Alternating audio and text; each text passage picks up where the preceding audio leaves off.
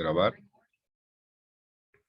Bien, entonces, como les decía, hoy día vamos a ver una de las distribuciones de probabilidades más utilizadas posiblemente en lo que son las variables aleatorias discretas y que se denomina la distribución binomial, que tiene un fundamento, su fundamento está en el binomio de Newton, donde nosotros podemos calcular los coeficientes de este binomio utilizando los conceptos de combinación, ¿no? Combinación de n elementos tomados de x en x. Bueno, eso es lo que vamos a explicar también en acá.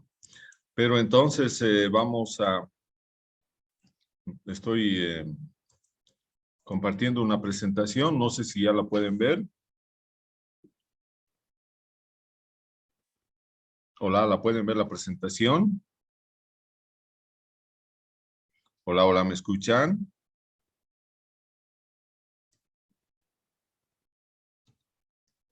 Hola, hola, ¿me escuchan? Sí, ingeniero. ¿Se puede ver la presentación? Sí, se ve. Bien, entonces hemos indicado nuevamente. Vamos a ver hoy día una distribución que es importante para variables aleatorias discretas y eso también tiene que estar claro. ¿Cuáles son las variables aleatorias discretas? Son aquellas que son cuantitativas, pero que se cuentan y por lo tanto son expresados por números enteros, ¿no? Entonces, eso es importante que esté claro, ¿no? Porque el otro grupo grande de variables son las variables continuas, pero estamos nosotros indicando que esta distribución se aplica fundamentalmente a variables aleatorias discretas o de conteo, ¿no? Bien, ¿cuáles son las características? Nosotros vamos a ver en esta distribución, ¿no? En esta distribución donde hacemos conteos.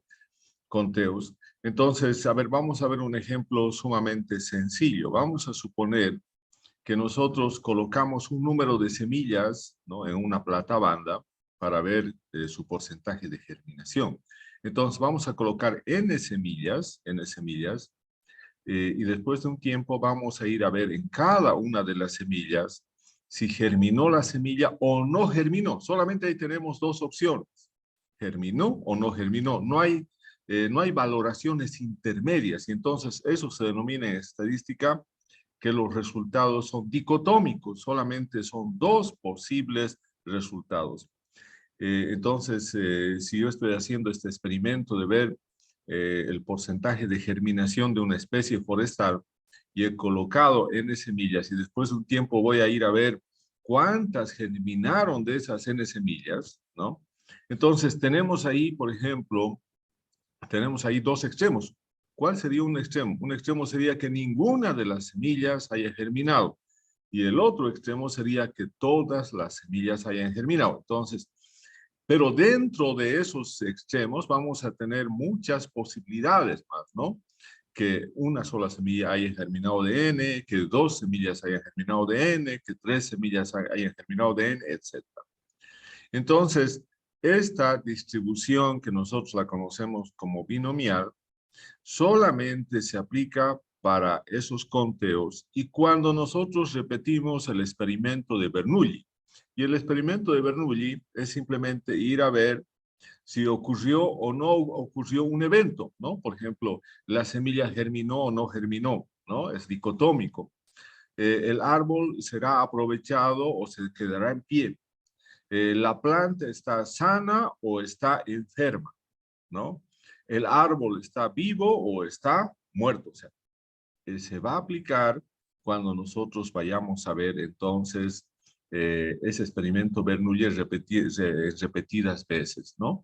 El experimento Bernoulli se denomina cuando nosotros realizamos una sola vez vemos si germinó o no germinó, pero nosotros si colocamos N semillas tenemos que repetir el experimento N veces, porque en cada una de las semillas tenemos que ver si realmente germinó o no germinó. Ese es un ejemplo característico de la distribución binomial. Otro ejemplo que también se utiliza mucho en forestal es cuando nosotros estamos haciendo el establecimiento de una plantación forestal. Entonces, vamos a suponer que estamos realizando el establecimiento de una especie forestal y nosotros hemos llevado las plántulas, ¿no?, a los lugares del establecimiento. Tenemos los hoyos o otro sistema de establecimiento. Y entonces tenemos ahí las líneas de plantación donde tenemos N árboles. Entonces, acá, en esos N árboles, indudablemente que cuando nosotros hagamos el establecimiento y tengamos N plantas en una fila, en una línea de la plantación, después de transcurrir un tiempo, tenemos que volver a esa línea de plantación para ver cuántas de las plantas están vivas y cuántas plantas murieron. Entonces, en cada una de las plantas que inicialmente nosotros habíamos colocado, en cada uno de los lugares donde habíamos colocado una planta, entonces lo que vamos a ver es si la planta está viva o está muerta, o si sobrevivió o no sobrevivió, ¿no? Porque hay una serie de efectos, de condiciones que hacen, ¿no?, que algunas de las plantas puedan morir, ¿no? Pues puede ser por la presencia de una maleza, puede ser por la presencia de un insecto, de termitas, etcétera. Hay una serie de factores que condicionan a que una de esas plantas de la línea de plantación no haya sobrevivido, ¿no? Entonces yo voy a tener de N plantas en mi línea de plantación, un número de plantas que están vivas y un número de plantas que están muertas, ¿no? Entonces acá también tenemos que relacionar esto, como está en la presentación, tenemos que relacionar a lo que se indica ahí como que tenemos que tener dos resultados posibles, como hemos estado viendo, pero a uno de ellos lo tenemos que denominar el éxito y al otro el fracaso, ¿no? Entonces, por ejemplo, si estamos haciendo estudios de germinación de semillas, indudablemente el evento de que la semilla haya germinado es un éxito y el evento de que la semilla no haya germinado es un fracaso, ¿no? Lo mismo en el caso de la línea de plantación. El evento de que la planta esté viva es un éxito, el evento de que la planta esté muerta es un fracaso, ¿no? Entonces, y en el caso, por ejemplo, de cultivos agrícolas, nosotros podemos tener planta sana, va a ser para nosotros un evento de éxito, y planta enferma va a ser un evento de fracaso. Entonces, siempre va a haber, tenemos que nosotros definir cuál va a ser el éxito y cuál va a ser el fracaso, ¿no? Porque son dicotómicos, ¿no? Entonces, ya hemos visto esos dos ejemplos aplicados a forestal, donde nosotros vamos a utilizar la distribución binomial. Entonces, vamos a tener muchos ejemplos donde tenemos que ir a contar, ¿no? ¿Cuántas plantas murieron? ¿Cuántas plantas están vivas? ¿Cuántas semillas germinaron? ¿Cuántas semillas no germinaron? ¿No? Entonces, ahí van. ¿Cuántas plantas, por ejemplo, podemos indicar ya yéndonos algo más específico, ¿no? ¿Cuántas plantas son de buena calidad de fuste y cuántas plantas son de mala calidad de fuste, si nosotros consideramos esa dicotomía, ¿no? Entonces, vamos a ver también los ejercicios aquí que son aplicaciones al área forestal, que nosotros tenemos que hacer el análisis y el cálculo de probabilidades de esas variables aleatorias discretas utilizando esta distribución binomial en la mayoría de los casos. Por eso es que nosotros vamos a estudiar esta distribución binomial, porque ya se ha visto, ya se ha estudiado que esta es una de las distribuciones que sí puede explicar el comportamiento de las variables aleatorias. La mayoría de los experimentos tienen un buen ajuste con este modelo de distribución de probabilidades, que es la distribución binomial, y por lo tanto, esta es una de las distribuciones importantes en estadística, ¿no? Bien, entonces ahora nosotros vamos a ver cuáles serán las características de un experimento binomial, ¿no? Son básicamente 4 características. El experimento consta de un número fijo n de pruebas idénticas. lo que les decía, cada una, si yo coloco 20 semillas, voy a tener 20 pruebas idénticas. ¿Y cuál va a ser la prueba? Si la semilla germinó o no germinó. En el caso de las plántulas sobre la línea de plantación, lo mismo, puedo tener 150 plantas, ¿no? Y en cada una de ellas, cuando vaya a ver si la planta está viva o está muerta, esa es una prueba. Entonces, en la misma manera, tengo que hacer 100 pruebas. Si tengo 150, 100 plantas, si tengo 150, tendré que hacer 150 pruebas de Bernoulli, ¿no? Ahora, cada prueba debe tener uno, o sea, cada prueba puede tener uno de los posibles resultados. Solamente dos resultados, el éxito o fracaso. Y eso va a depender de para qué es lo que nosotros consideramos en nuestro experimento como éxito y qué es lo que consideramos en nuestro experimento como fracaso, ¿no? Otro aspecto importante, nosotros vamos a asignarle una probabilidad de éxito en una sola prueba y esa asignación de probabilidad, ¿no? La tenemos que tomar, bueno, hay diferentes maneras de asignar esa probabilidad, que también lo vamos a explicar después, pero esa probabilidad que se tiene que asignar a una prueba tiene que ser la misma para las restantes pruebas. Tiene que permanecer esa probabilidad constante. No puede variar esa probabilidad que nosotros vamos a asignar a la ocurrencia del evento éxito, ¿no? Entonces, tiene que permanecer constante. Y finalmente, la cuarta característica es que las pruebas, ¿no? Son independientes entre sí, ¿no? O sea, no va a afectar de que la primera semilla, por ejemplo, haya germinado, no va a afectar en que la segunda semilla también germine. La segunda semilla tiene las mismas posibilidades de germinar y no germinar, o no germinar. Entonces, son pruebas independientes. No va a afectar el resultado anterior de la anterior prueba, no va a afectar sobre la siguiente prueba. Por eso son pruebas independientes, ¿no? Bien, entonces, esas son las características fundamentales de un experimento binomial, que nuevamente vamos a repetir, se caracteriza cuando nosotros realizamos el conteo, ¿no? El conteo de pruebas, pero que solamente tiene dos posibles resultados y que a uno de ellos nosotros le hemos denominado éxito y al otro fracaso. Bien, entonces, eso es en cuanto a las características.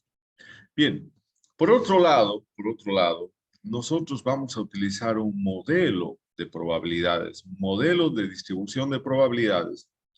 Y no vamos a entrar, como había indicado también en alguna clase anterior, a un detalle de la deducción matemática.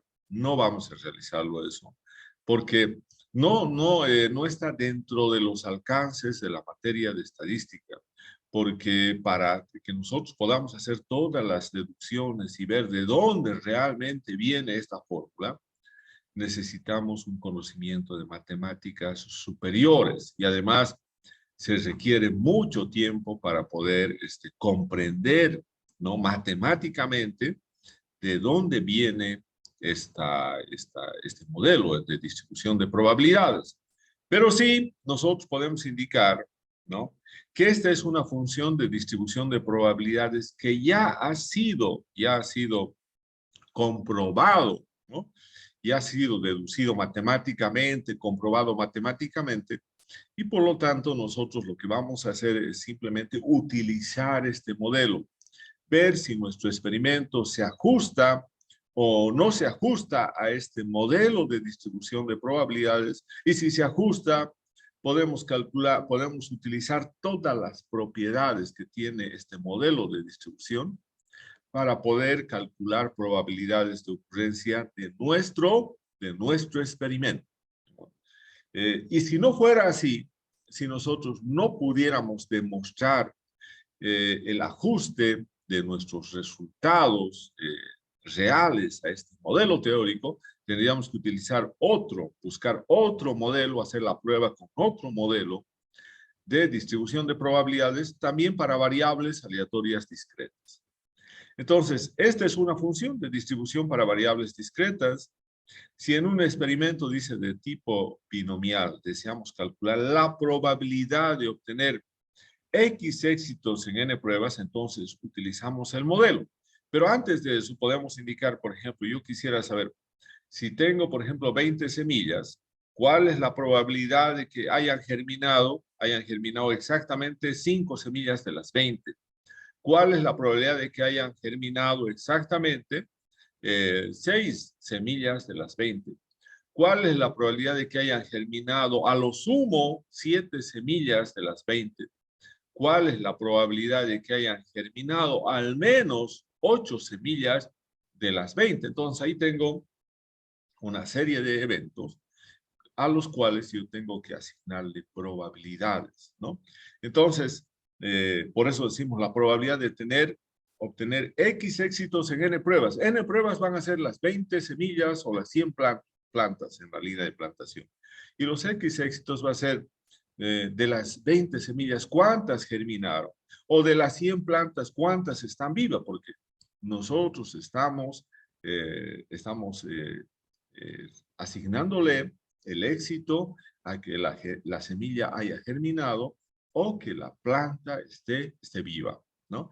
Entonces decimos, la probabilidad de que X sea exactamente igual a X minúscula va a ser igual a una combinación de N elementos tomados de X en X, multiplicado por la probabilidad de éxito elevado a X, por la probabilidad de fracaso Q elevado a N menos X. Entonces, P es la probabilidad de éxito, Q es la probabilidad de fracaso, ¿no?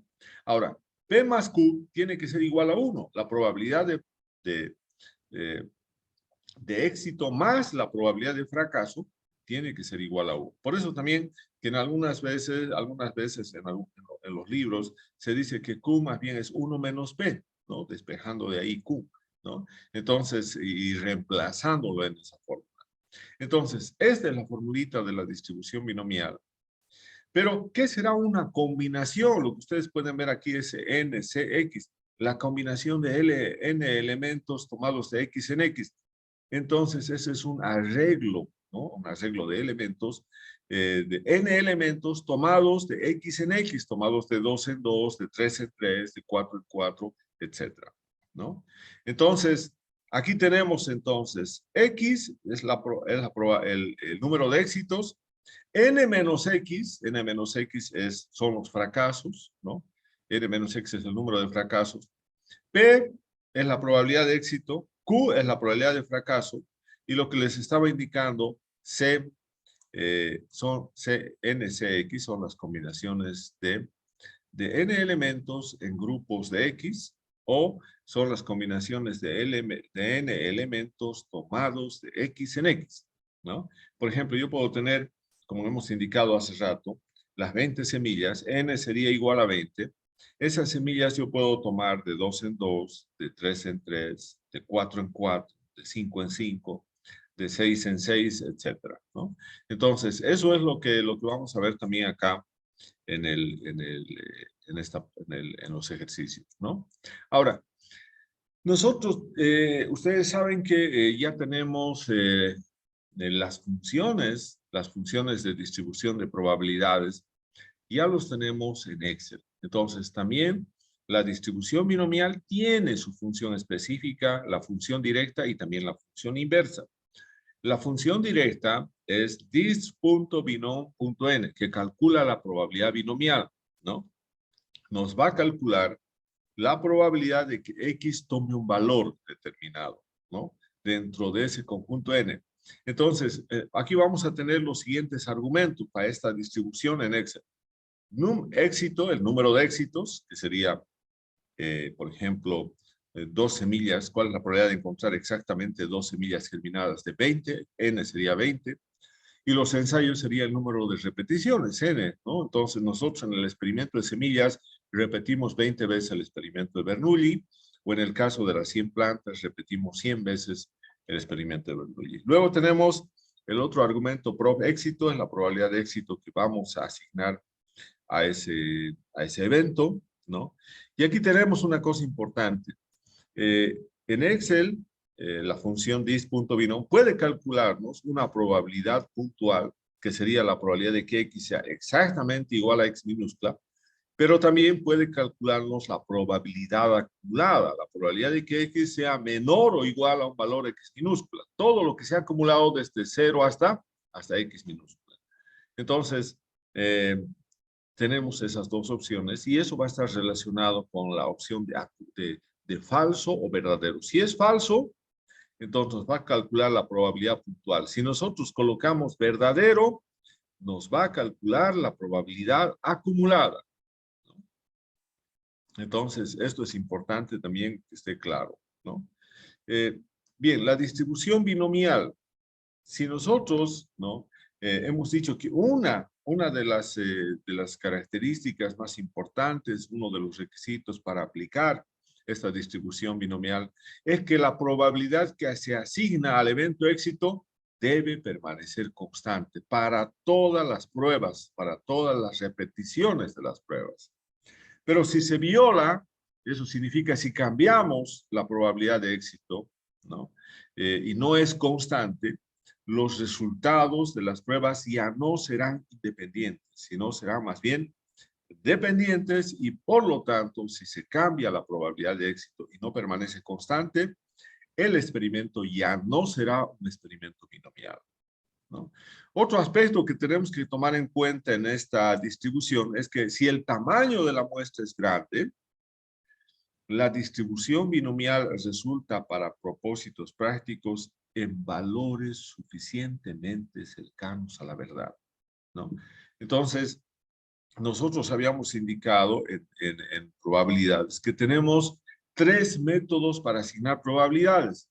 Un método que es el método clásico, ¿no? Donde tenemos una relación de casos favorables y casos totales. Luego, el segundo método es el método de las frecuencias relativas, ¿no? Y hemos dicho que esas frecuencias relativas se van a estabilizar a medida que nosotros vayamos aumentando el tamaño de la muestra. Y justamente ese segundo método es la aplicación que vamos a hacer en la distribución binomial. Si el tamaño de la muestra es grande, ¿no? Entonces, la distribución binomial resulta para propósitos prácticos en valores suficientemente cercanos a la verdad. Los podemos considerar como si fuera sin muestreo y si fuera de toda la población, ¿no? Bien, entonces ese también es un aspecto importante. Por ejemplo, acá nosotros estamos teniendo, ¿no? Una curva de distribución de probabilidades para un experimento de una distribución binomial donde la probabilidad de éxito asignada es de 0.15, ¿no? Entonces, si es 0.15, entonces van ustedes a poder ver, la curva va a presentar las mayores probabilidades, más o menos de 0.35, 35%, para valores muy cercanos a 1.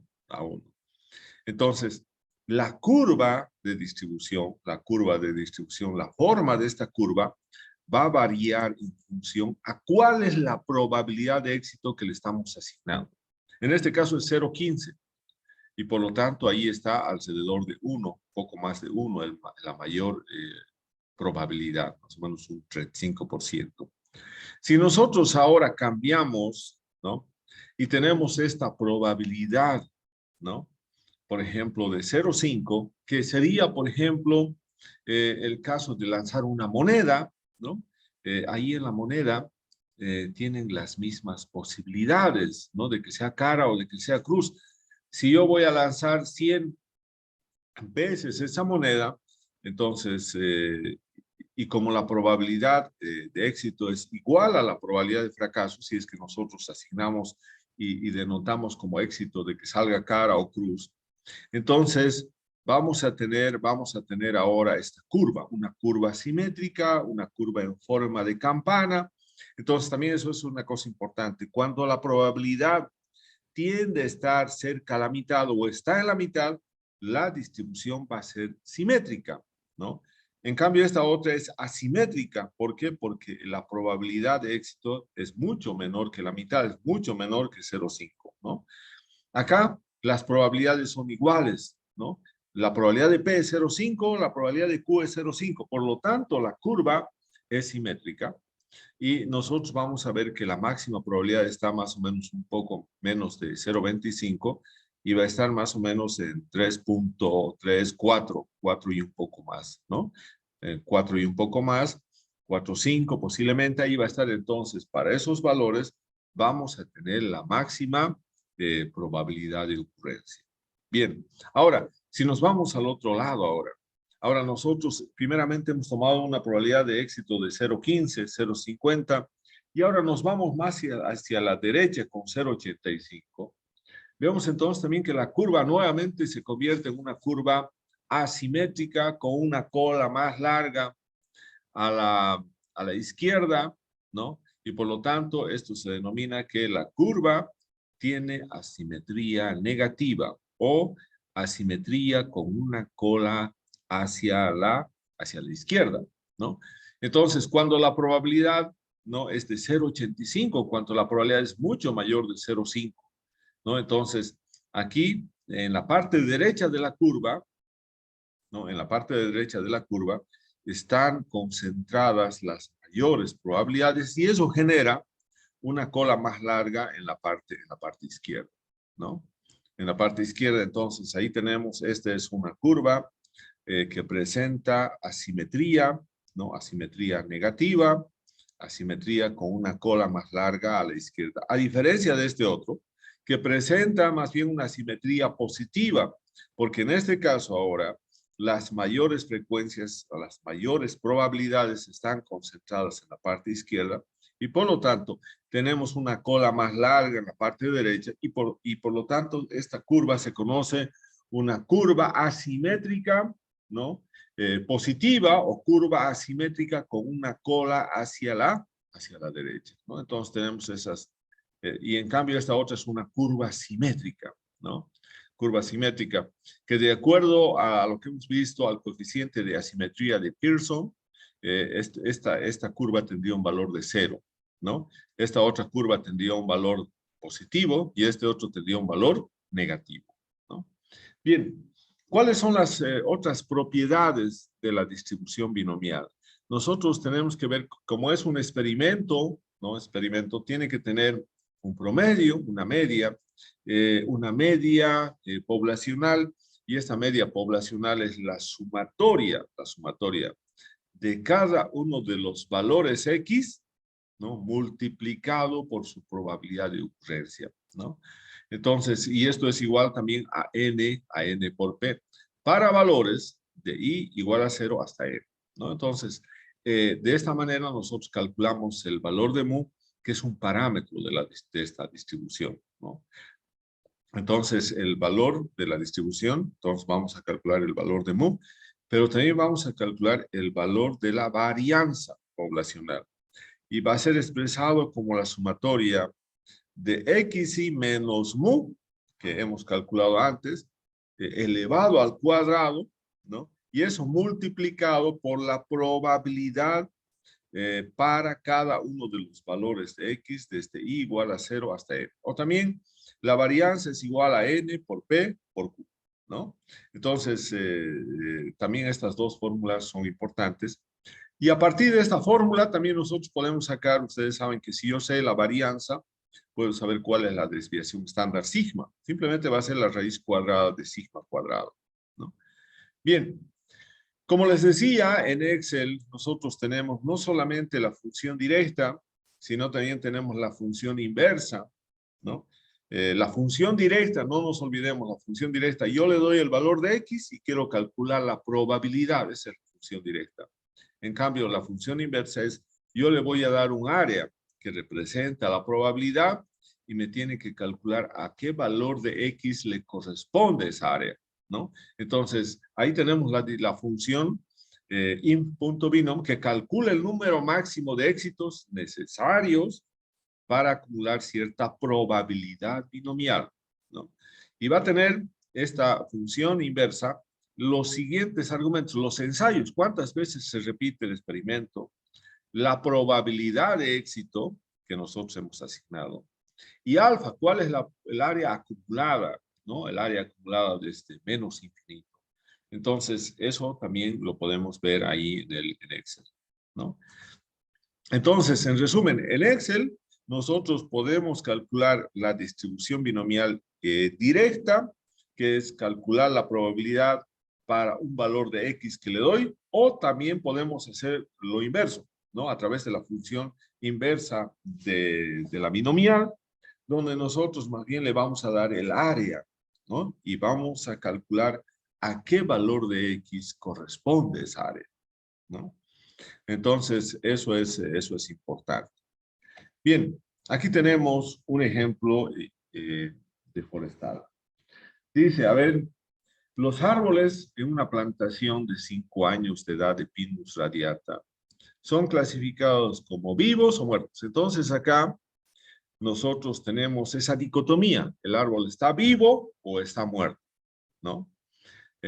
Respectivamente. La proporción verdadera de árboles vivos P es 0,85, con la probabilidad que estamos asignando a que los árboles estén vivos es de 0,85 o un 85%. Asumimos, dice, una distribución espacial aleatoria de la mortalidad y queremos calcular la probabilidad de una parcela de 3 por 3 filas, ¿no? Eso significa que tenemos 9 plantas, ¿no? Y por lo tanto, el espacio muestral va a empezar en 0 y va a culminar en 9, ¿no? Porque ya hemos dicho, podemos tener en este caso, ningún árbol vivo, o podemos tener también todos los árboles vivos. Ningún árbol vivo va a ser 0 árboles vivos. Y todos los árboles vivos, como tenemos una fila de 3 por 3 árboles, van a ser 9 árboles vivos, ¿no? Bien, entonces, este es el ejercicio que vamos a resolver después de esta primera parte. Otro ejemplo que ustedes pueden ver también es el que se utiliza en el laboratorio, ¿no?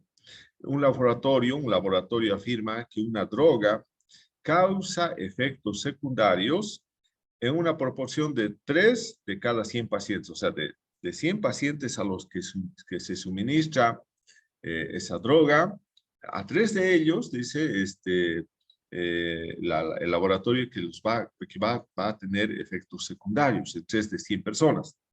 Entonces, esta es una afirmación del laboratorio, pero nosotros tenemos que ver, confirmar, ¿no? O contrastar esta afirmación. Entonces, vamos a ver, otro laboratorio dice, elige al azar a 5 pacientes a los que les aplica esta misma droga, ¿no? ¿Cuál es la probabilidad de los siguientes sucesos? De que ningún paciente tenga efectos secundarios, de que al menos 2 pacientes tengan efectos secundarios. ¿Cuál es el número medio de pacientes que el laboratorio espera que sufran efectos secundarios si elige 100 pacientes al azar? ¿No? Entonces, aquí tenemos todos esos, lo tenemos que responder, ¿no? Bien, entonces acá nosotros tenemos y ya va a culminar el tiempo. Después de eso vuelve nuevamente con la misma clave y vamos a resolver por lo menos un ejemplo del que hemos mencionado. Bien, entonces vuelve nuevamente con la misma clave. Bien, ahí entonces vamos a colocar. Bien, entonces volvemos con la misma clave nuevamente y vamos a